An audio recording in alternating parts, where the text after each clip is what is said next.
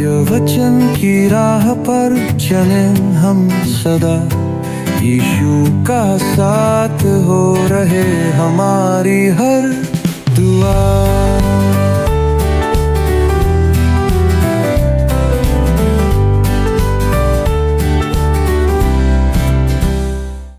प्रिय दर्शकों, प्रभु यीशु मसीह के पवित्र नाम में आप सभी को मसीही नमस्कार। मैं एक बार फिर से आप सभी दर्शकों का इस क्रमबद्ध बाइबल अध्ययन कार्यक्रम में, जिसका नाम सत्य वचन है, हार्दिक स्वागत करती हूँ। और विशेष करके उनका भी जो आज पहली बार हमारे साथ इस कार्यक्रम में जुड़े हैं। मित्रों, आज हम यहूदा की पत्री में भूतकाल के धर्म त्याग के 6 उदाहरण देखेंगे जो विश्वास से भटक जाने के बारे में है, और देखेंगे कि उस समय 3 समूह होंगे और 3 व्यक्ति जिसकी जानकारी हमें यहूदा देगा। तब हम स्वर्गदूतों का विद्रोह और बंधनों में रखे जाने के बारे में देखेंगे। मित्रों, आज का अध्ययन बहुत ही महत्वपूर्ण और गंभीर होने जा रहा है, इसलिए आप सब अवश्य ही बड़े ध्यान से इस वचन को सुनिएगा और आशीष पाएंगे। मित्रों, आप सभी को प्रभु यीशु में प्रेम भरा नमस्कार। आज के सत्यवचन बाइबल अध्ययन में आपका पुनः स्वागत है। हम यहूदा की पत्री में बहुत ही महत्वपूर्ण विषयों पर मनन करते हुए पिछले प्रसारण में देख रहे थे कि प्रेरितों की कलीसिया के उत्तर काल में कुछ ऐसे मनुष्य मसीही विश्वास में प्रवेश कर गए थे जो प्रभु यीशु मसीह को स्वीकार तो करते थे, परंतु वो मात्र ऊपरी दिखावा था। ऊपरी दिखावे के कारण कलीसिया उन्हें ग्रहण कर रही थी, परंतु वे वास्तव में प्रभु यीशु को स्वीकार नहीं कर रहे थे या नहीं करे थे। वे तत्व ज्ञान में विश्वास रखते थे। उनके अनुसार आत्मा और शरीर में परस्पर संबंध नहीं था, क्योंकि शरीर अशुद्ध है और शरीर के काम अशुद्ध हैं। शरीर के कामों का आत्मा से कोई संबंध नहीं है, ऐसा वे सोचते थे। अतः शरीर कुछ भी कर सकता है। यहूदा कहता है कि वे इस प्रकार परमेश्वर के अनुग्रह को शारीरिक अभिलाषाओं में बदलकर अपमानित कर रहे थे। और अब हम देखेंगे कि अविश्वास की दशा में इस्राएल का जंगल में नाश हुआ। अब यहूदा हमें धर्म त्याग के 6 उदाहरण देने जा रहा है। इससे पहले कि हम इन बातों को जानें, मैं आपको समझाना चाहता हूं कि धर्म त्याग क्या है। दोस्तों, यहाँ पर थायर यूनानी शब्द एपिट्यूम्यूमी का अर्थ समझाते हुए कहते हैं, इसका अर्थ है हटा देना, निकाल देना, दूर चले जाना या किसी चीज से अलग हो जाना। जब दूसरा थिस्सलुनीकियों में इसका उपयोग किया गया तो मेरी समझ में इसके अर्थ के 2 पहलू हैं। इसका पहला अर्थ यह है कि कलीसिया का हटाया जाना, क्योंकि थिस्सलुनीकियों को लिखे पौलुस के पहले पत्र में उसने चर्च या कलीसिया के उठाए जाने की बात कही थी। कलीसिया का उठाया जाना पहले होना चाहिए। और यूनानी शब्द एफिस्टोमी का अर्थ है प्रस्थान, अर्थात चर्च का उठाया जाना। पृथ्वी के विश्वासियों का हटाया जाना संसार को पूर्ण धर्म त्याग की स्थिति में ले आएगा, अर्थात विश्वास का प्रस्थान या विश्वास का हटाया जाना। इसी बात को प्रभु यीशु मसीह लूका 18 अध्याय के 8 में कहते हैं, मनुष्य का पुत्र जब आएगा तो क्या पृथ्वी पर विश्वास पाएगा। दोस्तों, जिस प्रकार से यूनानी भाषा में यह प्रश्न पूछा गया है, उसका उत्तर नकारात्मक ही आता है। इस कारण इसका उत्तर नहीं है। जब वह पृथ्वी पर आएगा, वह पृथ्वी पर विश्वास नहीं पाएगा। विश्वास पूर्ण रूप से उस समय समाप्त हो चुका होगा, संपूर्ण धर्म त्याग जिसे हम कहते हैं।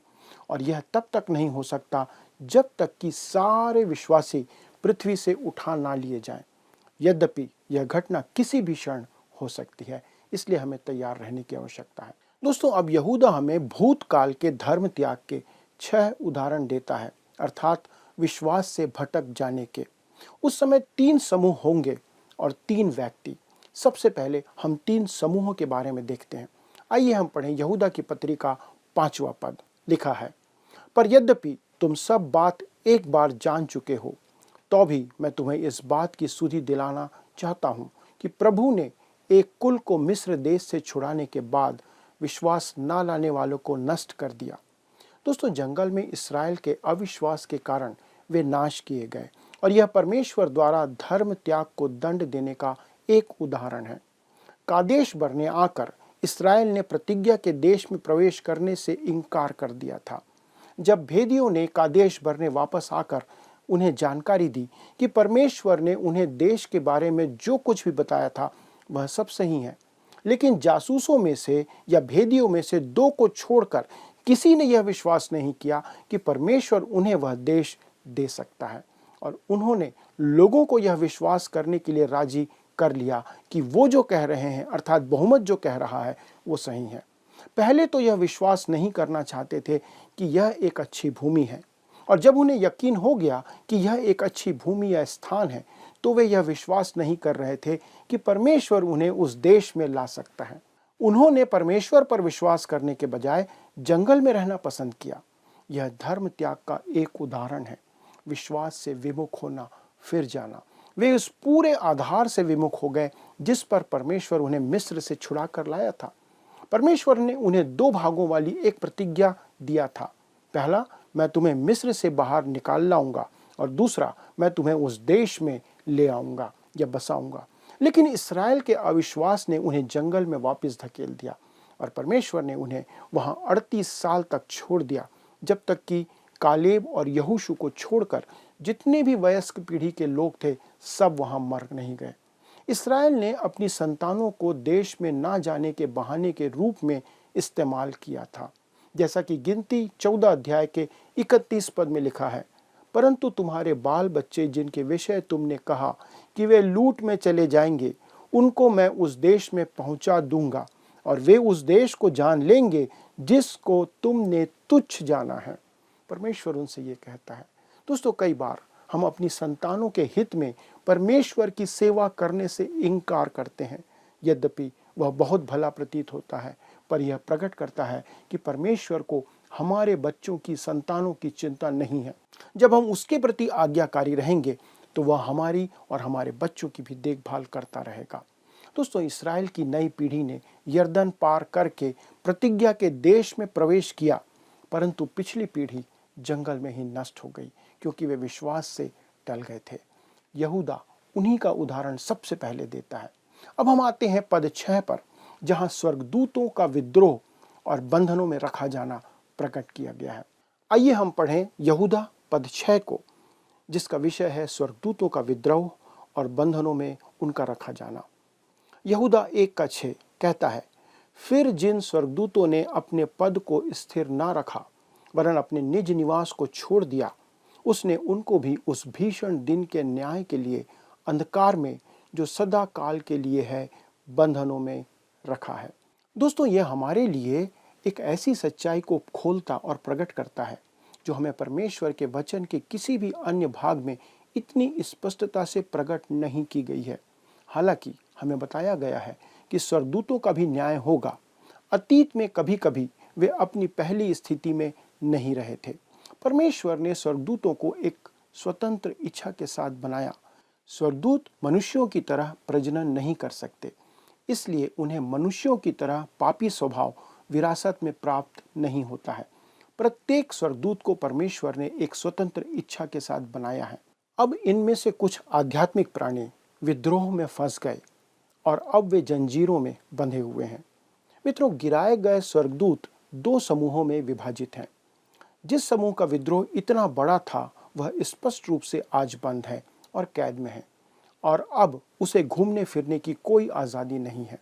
गिराए गए स्वर्गदूतों के दूसरे समूह को विचरण करने की आज़ादी है, और वे शैतान के नेतृत्व में आज जी रहे हैं। ऐसा प्रतीत होता है कि ये वही दुष्ट आत्माएं हैं जिनका उल्लेख पवित्र शास्त्र में किया गया है, जो हमारे दिनों में प्रमुखता से आज काम कर रहे हैं।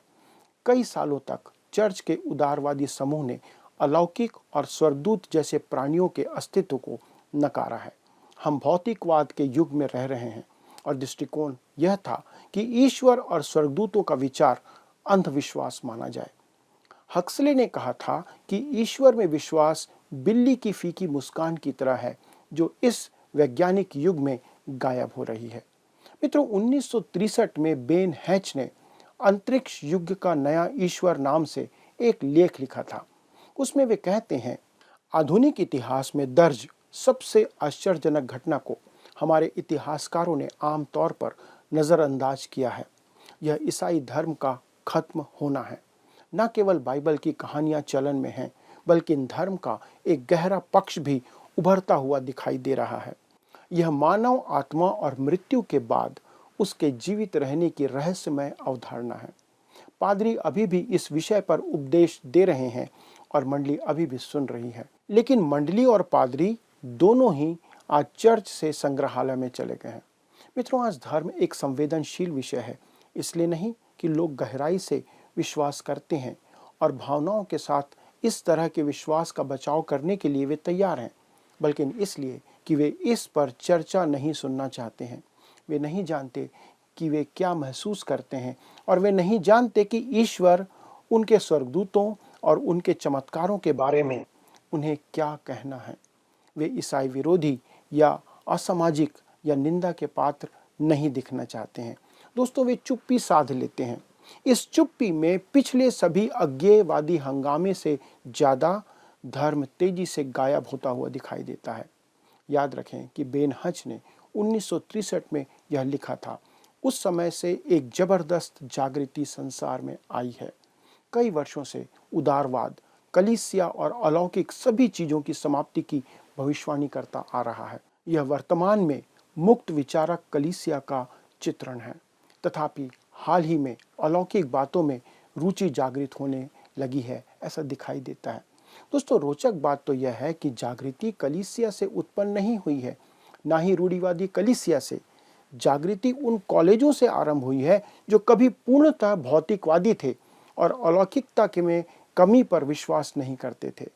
आज वे आत्माओं, शैतान, परमेश्वर एवं बाइबल की भी चर्चा करते हैं।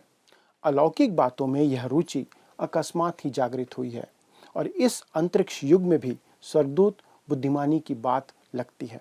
दोस्तों, स्त्री पुरुष इस भौतिकवादी संसार के पागलपन पर चिंतित प्रतीत होते हैं। हम आज चांद पर जा सकते हैं, परंतु इस पृथ्वी पर मनुष्य के स्वभाव को वश में करने में हम असहाय हैं। आज गुंडे सड़कों पर घूम रहे हैं और कानून को मानने वाले घरों में बंद हैं। कुछ वर्षों पूर्व यही भौतिकवादी पीढ़ी कहती थी कि मनुष्य का स्वभाव सुधर रहा है, अतः हमें नियमों की आवश्यकता नहीं है, कानून का डंडा हटा लिया जाए। हमने देखा कि बाल्टी में गुलाब जल की अपेक्षा दुर्गंध युक्त कूड़ा भरा हुआ नजर आता है। अपराध और अनैतिकता का बोलबाला है।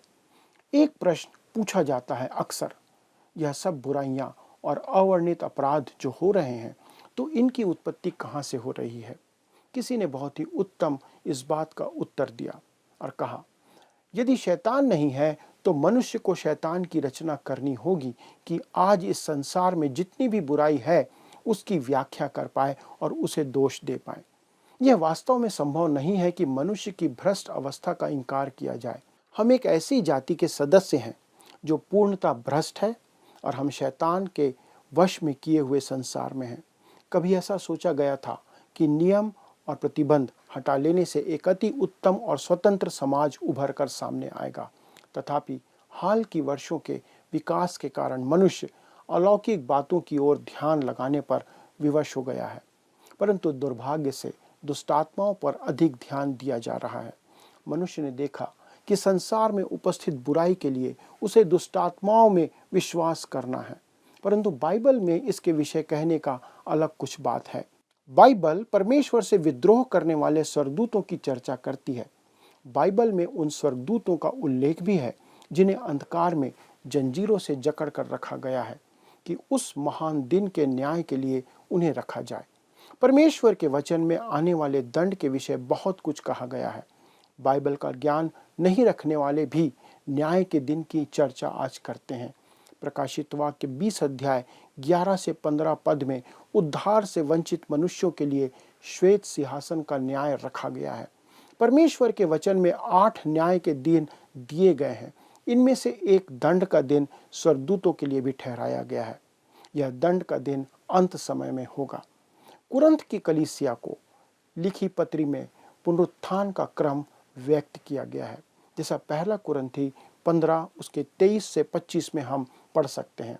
लिखा है, पहला फल मसीह, फिर मसीह के आने पर उसके लोग, इसके बाद अंत होगा। उस समय वह सारी प्रधानता और सारा अधिकार और सामर्थ का अंत करके राज्य को परमेश्वर पिता के हाथ में सौंप देगा, क्योंकि जब तक कि वह अपने बैरियों को अपने पांव तले ना ले आए तब तक उसका राज्य करना अवश्य है। अतः सहस्त्र वर्षीय प्रभु राज में दुष्टात्माओं को दंड दिया जाएगा। बाइबल में स्वर्गदूतों के न्याय के विषय में बहुत कुछ लिखा हुआ है। पहला कुरिन्थी 6 उसके 3 में कहता है, क्या तुम नहीं जानते कि हम स्वर्गदूतों का न्याय करेंगे, तो क्या सांसारिक बातों का निर्णय ना करें। यदि पौलुस इसे नहीं लिखता तो हमें ज्ञात नहीं होता मित्रों। 1000 वर्ष के राज्य में हम प्रभु यीशु के साथ होंगे। पतरस अपनी पत्री में दूसरे पतरस 2:4 में कहता है, क्योंकि जब परमेश्वर ने उन स्वर्गदूतों को जिन्होंने पाप किया नहीं छोड़ा पर नरक में भेजकर अंधेरे कुंडों में डाल दिया ताकि न्याय के दिन तक बंदी रहें। मित्रों, अंधेरे कुंडों का अर्थ है बंधन, कि वे किसी स्थान पर बंदी रखे गए हैं। जैसा हमने देखा था कि यह स्वर्गीय सेना अपने न्याय का इंतजार कर रही है। इसके अतिरिक्त गिराए हुए स्वर्गदूतों का एक समूह भी है जो आज संसार में विचरण कर रहा है। अंधकार की सामर्थ वास्तविक है और वे काम कर रहे हैं। प्रकाशित वाक्य 20:10 में भी गिराए हुए दूतों के न्याय का उल्लेख किया गया है। लिखा है, उनका भरमाने वाला शैतान आग और गंधक की उस झील में, जिसमें वह पशु और झूठा भविष्यवक्ता भी होगा, डाल दिया जाएगा और वे रात दिन युगान युग पीड़ा में तड़पते रहेंगे। दोस्तों, यह नरक का चित्रण है जो आग की झील है। आग इस बात का एक बहुत ही कमजोर प्रतीक है कि यह कितना भयानक होगा। आखिरकार यहाँ जिन आध्यात्मिक प्राणियों का उल्लेख किया गया है वे आध्यात्मिक प्राणी हैं, और जैसा कि हम जानते हैं कि आग का आध्यात्मिक प्राणी पर कोई प्रभाव नहीं होता। इसके अलावा शैतान अंतिम दिनों के महाक्लेश के दौरान विश्वासियों और विशेषकर इस्राएल के भयंकर उत्पीड़न के लिए जिम्मेदार होगा। जैसा प्रकाशित वाक्य 12:9 में लिखा है, तब वह बड़ा अजगर अर्थात वही पुराना सांप जो इब्लीस और शैतान कहलाता है और सारे संसार का भरमाने वाला है, पृथ्वी पर गिरा दिया गया और उसके दूत उसके साथ गिरा दिए गए। मित्रों, आज भले ही हम बहुत तरक्की कर रहे हैं, विज्ञान और संसार की विचारधारा बाइबल के विरुद्ध जा रही है, पर परमेश्वर ने अपने वचन में सारी बातों का उल्लेख किया है। हमें सिर्फ विश्वास की आंखों से उसे देखना है, विश्वास परमेश्वर और उसके वचन पर। आइए हम परमेश्वर पर भरोसा रखें और विश्वास में बढ़ते चले जाएं। आइए प्रार्थना करें। स्वर्गीय पिता, हम धन्यवाद देते हैं कि आपका वचन इस बात को स्पष्ट करता है कि आप न्याय सभी के लिए करने जा रहे हैं, चाहे वे स्वर्गदूत हों, चाहे वे ऐसे स्वर्गदूत हों जो कि आपको धोखा दे चुके हैं, या मनुष्य हो जो आपका वचन नहीं मानता। हम सभी प्रभु उस न्याय के लिए तैयार किए जा रहे हैं। अनुग्रह करें पिता कि हम आपके न्याय और दंड से सचेत हो जाएं और आज ही इसी पल से अपने जीवन को परिवर्तित करें, क्योंकि हम जानते हैं प्रभु, आपके दंड का सामना कोई नहीं कर सकता। उस आग में कोई जीवन नहीं रह सकता जहाँ पे कि आप उनको डालने वाले हैं। प्रभु, दया करें कि हम इन बातों से अपने जीवन को परखें और सही चाल चलें। हमारे सभी दर्शकों के लिए यही विनती करते प्रभु कि ये वचन उनके जीवन में काम करे और अनुग्रह करके प्रभु उन्हें वचन अनुसार चलने के लिए प्रेरित करें। धन्यवाद के साथ पिता इस विनती को प्रभु यीशु क्रिस्त के नाम से मांगते हैं, आमीन। दोस्तों, अगले प्रसारण में इस अद्भुत अध्ययन को आगे बढ़ाएंगे और हम इन बहुत सी भेद की बातों को सीखेंगे। तो फिर हमारे साथ शामिल होइएगा। तब तक परमेश्वर का वचन, उसका अनुग्रह, उसकी उपस्थिति आपके साथ बनी रहे। प्रभु आपको आशीष दे। मित्रों, आज हमने महत्वपूर्ण बातों को सीखा कि यहूदा आरंभिक कलीसिया को चेतावनी दे रहा था कि उनमें कुछ लोग ऐसे हैं जो विश्वास का नाम धरकर परमेश्वर और प्रभु यीशु की निंदा के काम कर रहे थे। अतः वे उनके बहकावे में आकर सच्चे विश्वास से ना टल जाएं, क्योंकि परमेश्वर विश्वास ना करने वालों को नष्ट कर देता है, जैसे उसने जंगल में इज़राइल की पूरी एक पीढ़ी को नष्ट किया था। उसने तो स्वर्गदूतों को भी दंड देने के लिए बंदी बनाकर अंधकार में रखा हुआ है, क्योंकि उन्होंने परमेश्वर से विद्रोह किया था। इसी प्रकार मसीह के अनुयायी यदि विश्वास से टल गए तो भी वे परमेश्वर के दंड के भागी होंगे। इसलिए आज अपने जीवन का मूल्यांकन कीजिए और देखिए कि आप कहाँ पर हैं, कहाँ खड़े हैं, और अपने जीवन के लिए विचार कीजिए। अगले प्रसारण में आपसे फिर मुलाकात होगी। तब तक आप सब प्रभु की संगति में बने रहिए। इस अध्ययन को दोबारा सुनने के लिए आप हमारे YouTube पर वर्ड रिसाउंड्स हिंदी में इस कार्यक्रम को सुन सकते हैं। अधिक जानकारी और प्रार्थना के लिए आप दिए गए नंबर पर संपर्क कर सकते हैं। हमारे परामर्शदाता आपकी सहायता अवश्य करेंगे। आज के लिए मुझे इजाजत दीजिए। जय मसीह की।